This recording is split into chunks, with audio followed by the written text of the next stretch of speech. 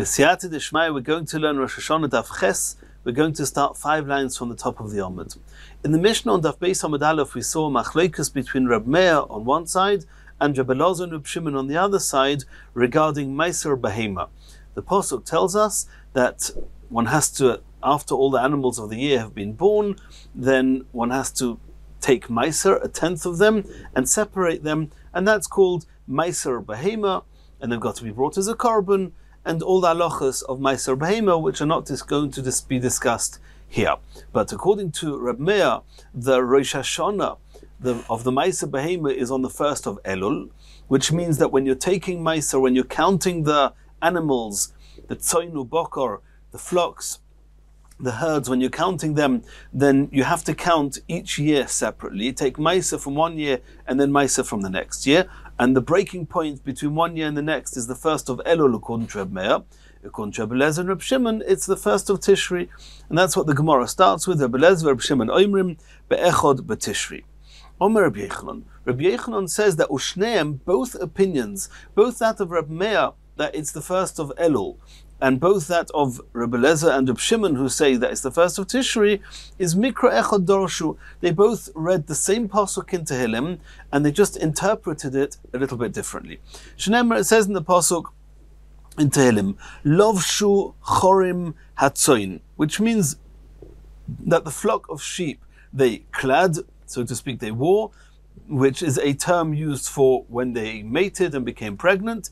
Va'amokim ye'atfu vor, and the valleys, they were cloaked in fodder, which means that the produce was noticeable there.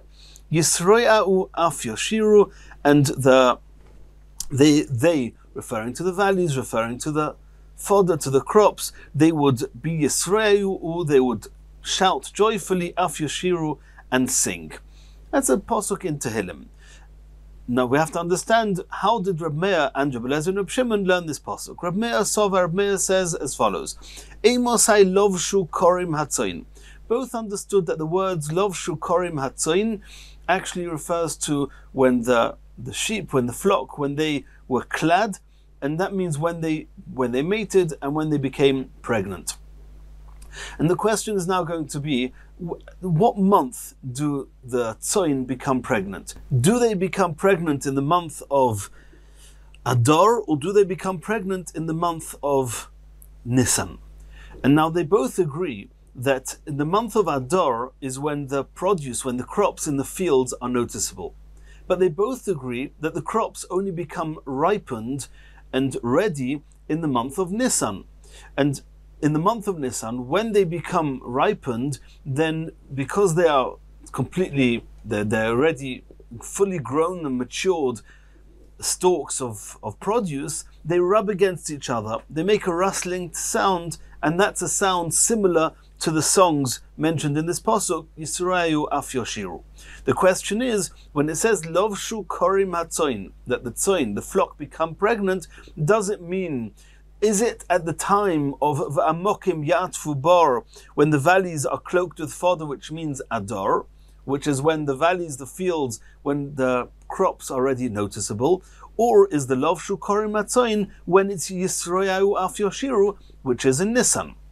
Now we know that tzoin, the term, the pregnancy, so to speak, of the tzoin, of the flock, is 5 months. That's the smaller animals. The herds, the bigger animals, the bigger animals, it's 9 months, and there's a discussion here in the Mefarshim how to learn this whole sugya with the behema gasus, with the big animals. The Gemara here is assuming that, the Gemara here is learning that Meiser Behema is determined by the behema dako, by the tzoin, which is the pasuk brought here, and the pregnancy of tzoin is 5 months. So if they would be mating in Adar, then they would be finished, then all the animals of that year would be born by the end of Av, and if they mate in Nisan, then the animals would be finished being born in the month of Elul.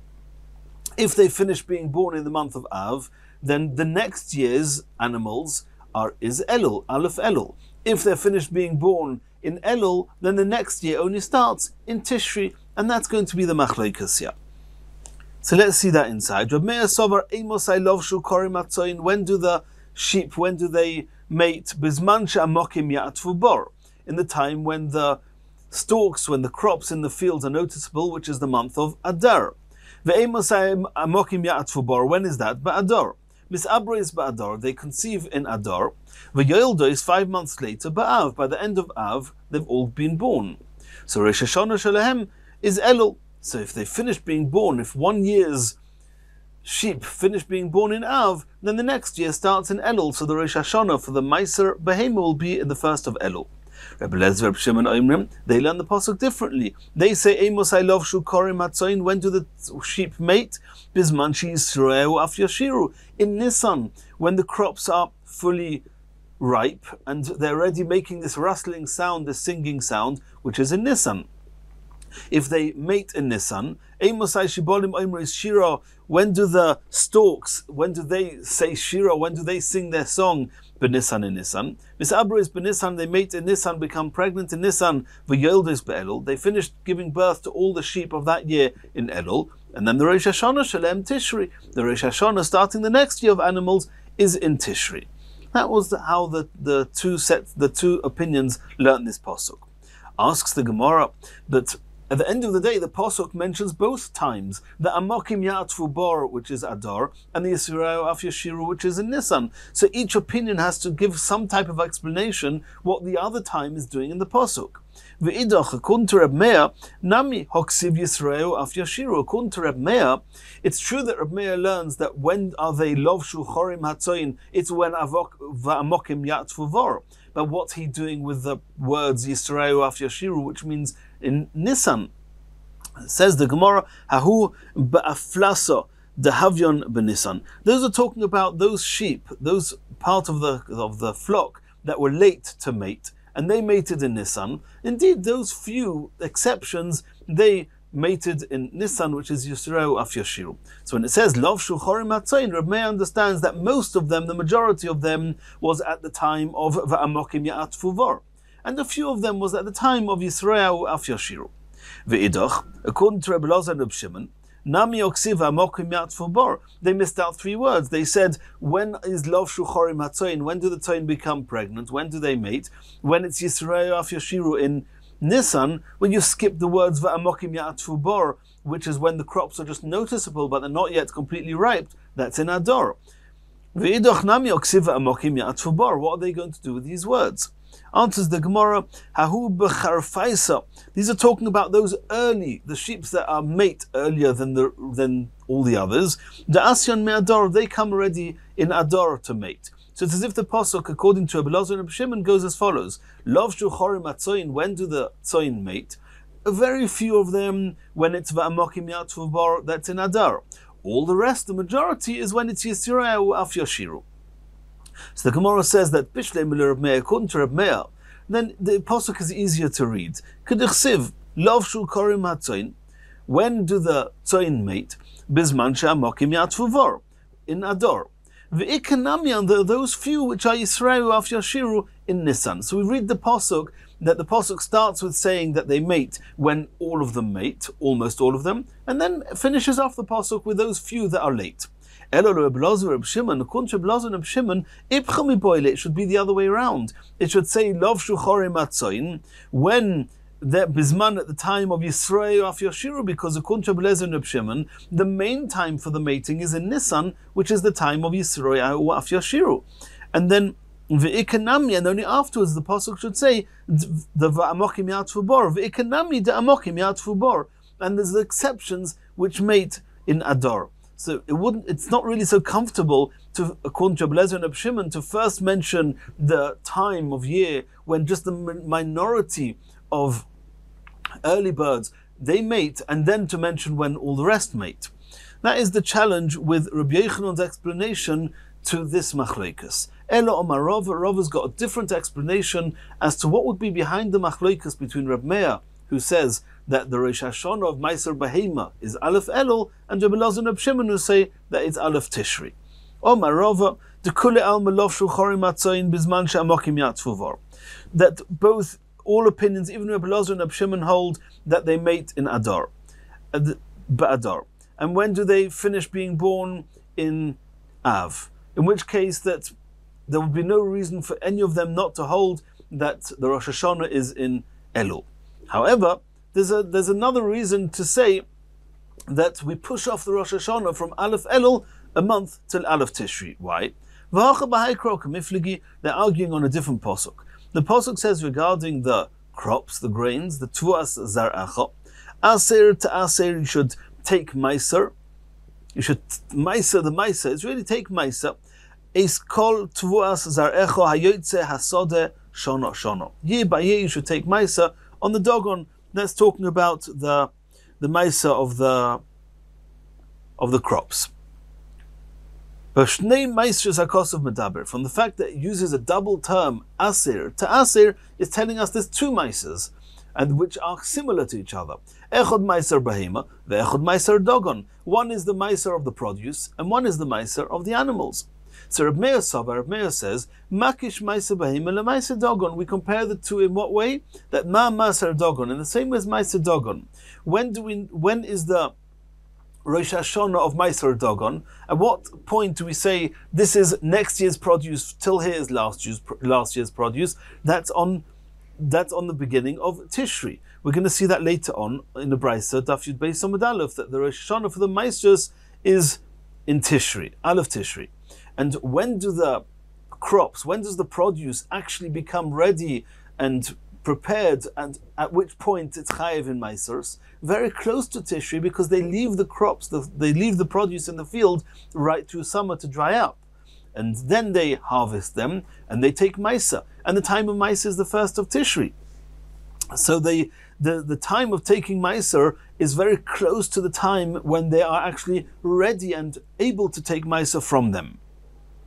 It means they take Meiser before the 1st of Tishri. The new year starts at Tishri. So they will take Meiser at the end of Elul sometime, and the produce will just about be ready then. So you see that the Rosh Hashanah for produce is just after they are ready and become chayev with Meisers. So too, ma Meiser Dogon somuch legomroi isuroi, that the Meiser by the Dogon you take when it's very close to when it was finished being prepared. Af Meiser behema, so too Meiser behema somuch legomroi isuroi.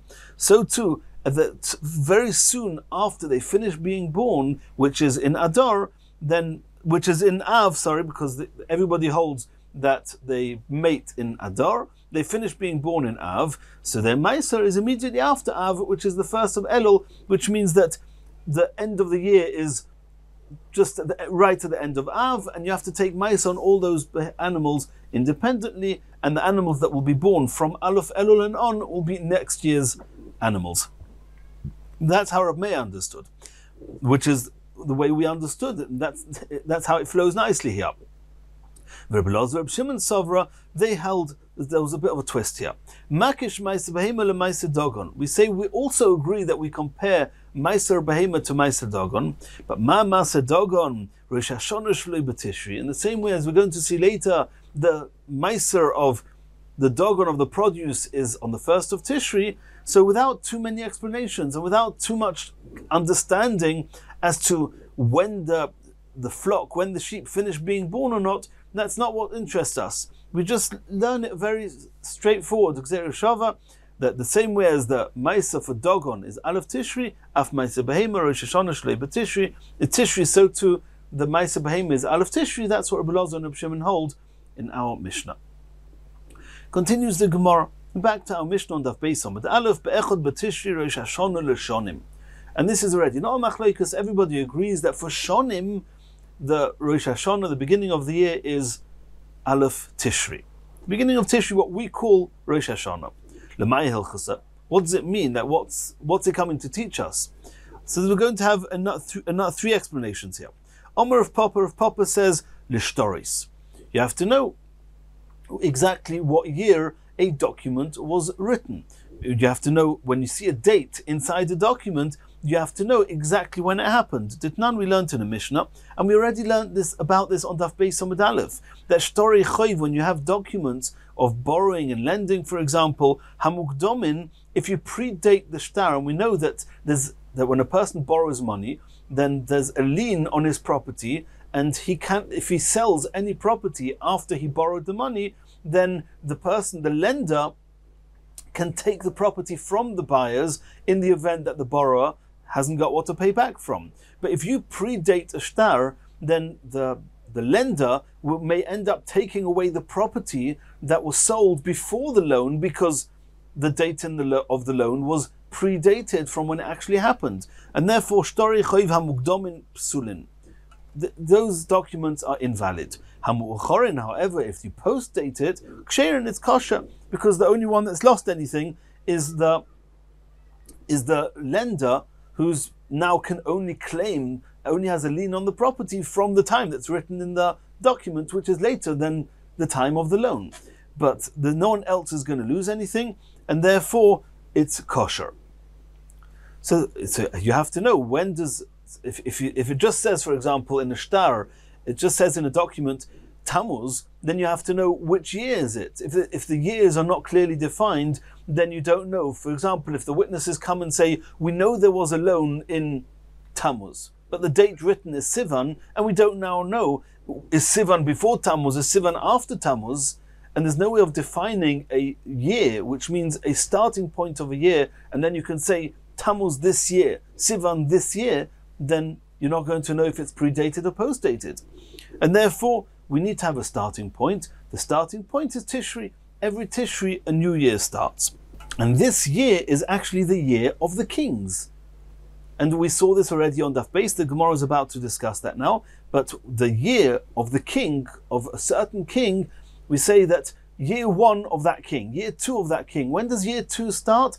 When Aleph Tishri arrives. So if that king became a king sometime in Av, Elul, then comes Aleph Tishri, that's it. Now it's the second year already. So you have a way of defining years, and then you'll know when a document is predated or postdated. Asks the Gemara, so you mean to say that when it says in the Mishnah that Aleph Tishri Lishonim really means, which Rav Papa said means shtoris, that really means lemalachim? It's exactly what we saw in our Mishnah. Problem is that the Mishnah says Ba'alef ben Nisan is Rosh Hashanah lemalachim, and we explained it's for shtoris, and now you're saying Aleph Tishri is lishtoris. What's going on here? V'otnan, did we not learn in our Mishnah Be'echod ben Nisan Rosh Hashanah lemalachim v'omrinon, and the Gemara said on Daf Beis Amud Aleph lemay hilchasa. What does it mean lemalachim? V'omer of Chizda said it means lishtoris. So now we have two statements in the Mishnah, both referring to shtoris. One the first of Nisan, one the first of Tishri. How's that going to work? Says the Gemara, Lo kasha. It's not a question. Kan le Malchi Yisrael. The Malchi Yisrael, their years change in Nisan. Kan le Malchi U'Misa'olam, and the kings of the Goyim, their years are counted from Tishri.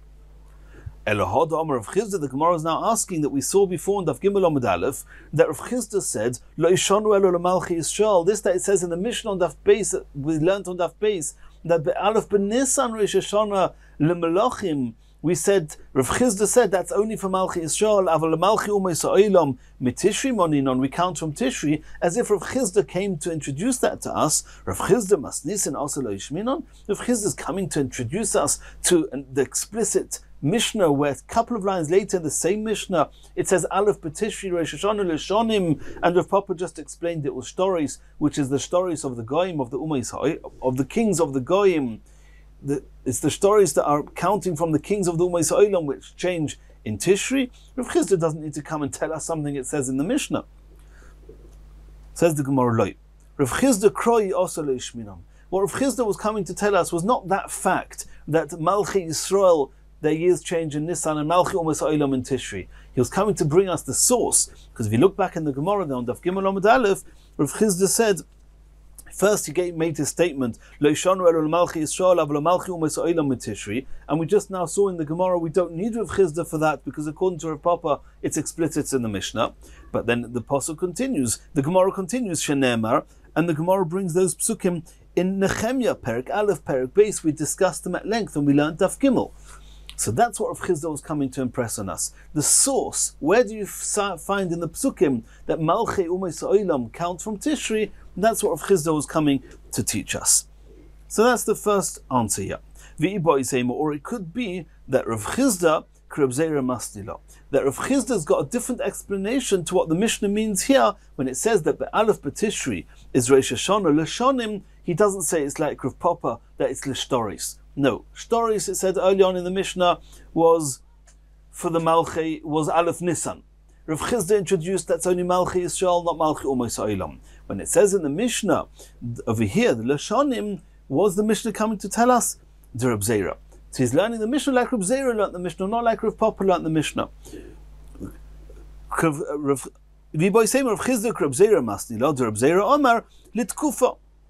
The reason it says, or what the Mishnah means, that Ba'alef B'Tishri is a Rosh Hashanah, for the Shonim, it means when calculating the seasons. We know the seasons are based on the solar year. The solar year, there's many different calculations of how the solar year and the lunar year, how they interact with each other, and how one is longer than the other, and there's many different calculations that are made.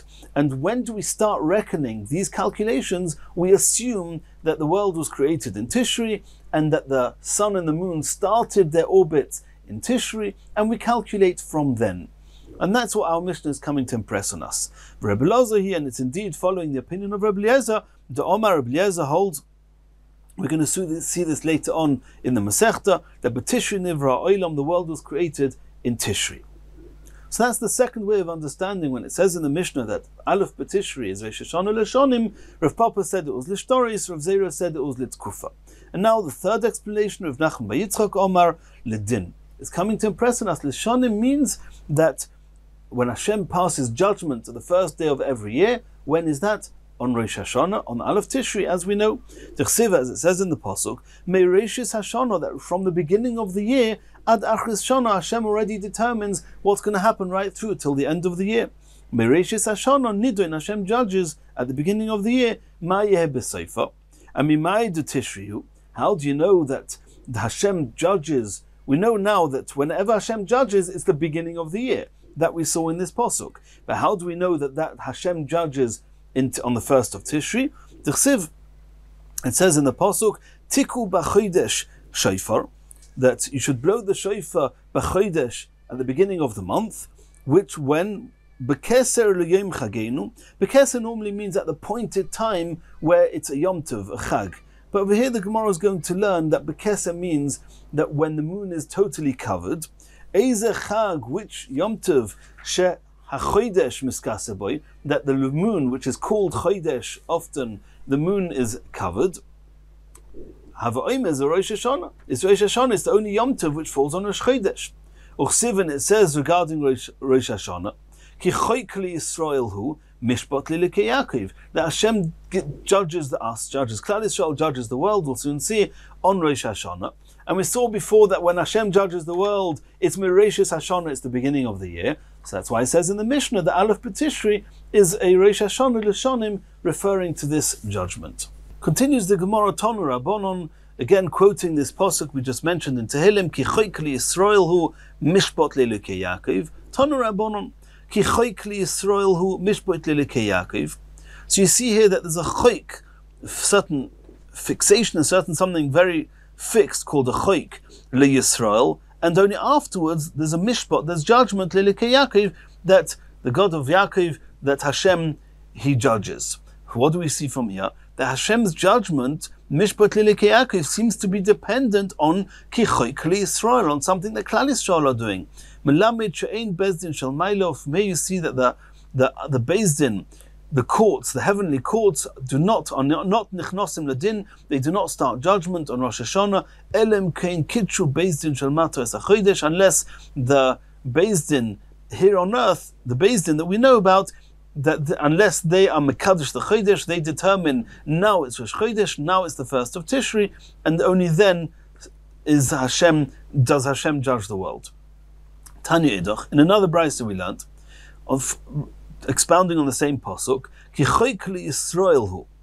So that would seem that the judgment is associated only to Klal Yisrael. Only they pass judgment on, or they are only they are subject to judgment on Rosh Hashanah. How do you know that the Goyim are also judged on Rosh Hashanah?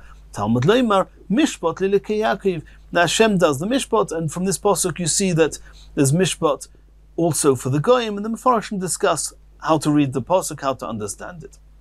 Asks the Gemara that if from Mishpat Lelukei Yaakov we learn that Hashem passes judgment on the whole world, Imkein Ma Talmud Lema Kichok Yisrael, why do you have to single out Klal Yisrael? They're included in the whole world. Answers the Gemara, Melamed Yisrael Nechnosim Tchilo Ledin, to impress on us that Klal Yisrael are judged first. Kedu Rav Chizda, we see from Rav Chizda there's an advantage of being judged for earlier rather than later. D'Amar Rav Chizda, Melech v'Tzibur, if you have a king and you have the whole public, everybody else, who's judged first? Melech nichnas tchilo ledin. First the king is judged, and only afterwards the tzibur is judged. Shenemar, as it says in the pasuk, it's a pasuk in Melachim. It says, Mishpat Shlomo Melech was talking. He was a king, and he said that Mishpat Avdoi. He first said, speaking about the judgment on himself, referring to, he called himself a servant, but he was the king. And only afterwards it says in the Pasuk, Mishpat Amo Yisrael, that the rest of Klal Yisrael are judged. My Tama, why indeed is a king judged first? Iboy Seima, one explanation would be, Lav Erech Ara, it's not proper manners, Lemeika Malka Avroi, to keep a king, so to speak, to keep a king waiting outside. First, let the king go in and be judged. The other explanation is in order that the king should be judged before there's an increase in the anger, because when all the nation are going to be judged, the whole tzibur, the whole nation, then Hashem will see how many averos, so to speak. Hashem doesn't need to see anything; he sees everything all the time. But Hashem will act consciously, so to speak, react to the averos of the nation, and that will serve whoever's being judged later negatively, and therefore the king has precedence. So too, Klal Yisrael are judged before the rest of the Ummah Yisraelim, in the same way as a king is judged before the rest of Klal Yisrael. Continues the Gemara. Ulashmitin, another thing which the Aleph Nisan, the first of Nisan, is a Rosh Hashanah for or about, is Lishmitin. We know that every 7 years there's a Shmita, and when does Shmita start? On Aleph Tishri, that's when you're not allowed to minatayra, that's the point from which you're not allowed to do any work on the fields. Minalon, where do you see this in the Pasuk? It says in the Pasuk, Uvashono Ashvius, on the 7th year, Shabbos in Yeh La'oretz, the earth, the land should rest. Shabbos Lashem, Sodcho Lo Sizra, V'karmacho Lo Sizmer. That's what it says, that Shemitah is called a Shnas Hashvias, the 7th year. V'gomar Shono Mitishri. There's another pasuk that also mentions a year.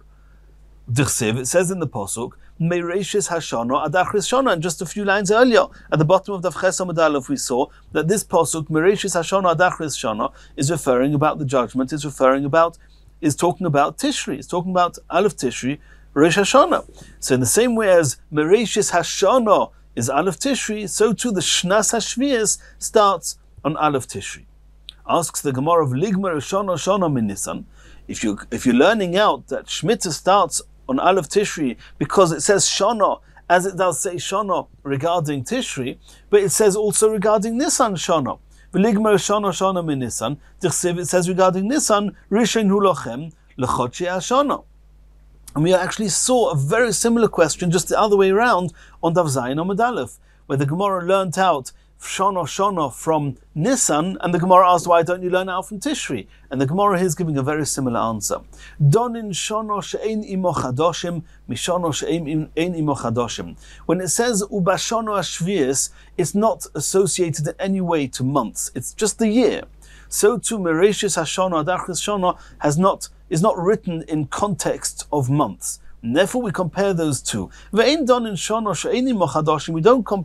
Shnas HaShvias, which is not associated to months in any way, Mishana sheyesh bo chadoshim, to the Shana written by Nisan, where regarding Nisan it says Rishon hu lochem l'chodshei hashana. It's talking about the year as in the months of the year.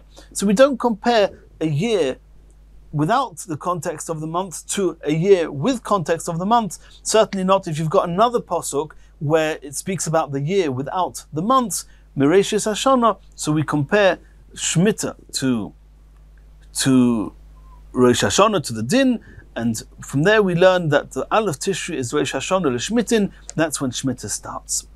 And the Mirz Hashem in the next year, we're going to start learning about Yovel.